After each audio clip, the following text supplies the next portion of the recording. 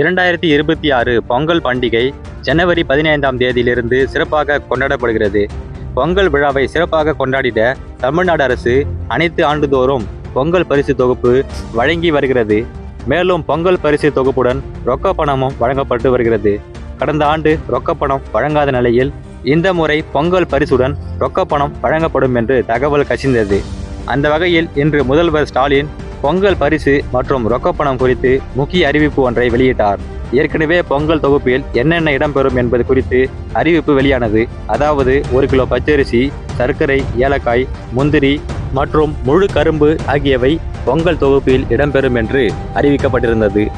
அதன்படி அனைத்து அரிசி குடும்ப அட்டைதாரர்களுக்கும் இலங்கை தமிழர் மறுவாழ்வு முகாம்களில் வசிக்கும் குடும்பத்தினருக்கும் பொங்கல் ரொக்க பரிசாக ரூபாய் 3000 வழங்கப்படும் என்று அறிவித்துள்ளார்.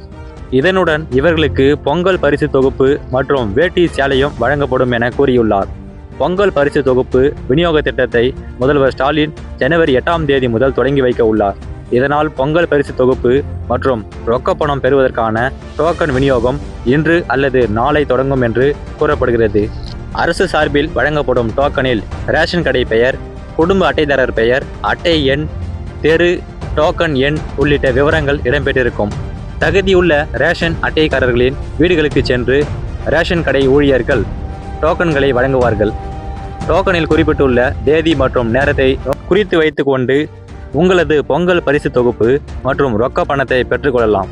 இதன் மூலம் 2,22,91,710 அரிசி பெறும் குடும்ப அட்டைதாரர்கள் மற்றும் இலங்கை தமிழர் மறுவாழ்வு முகாம்களில் வசிக்கும் குடும்பத்தினர்கள் பயன்பெறுவார்கள்.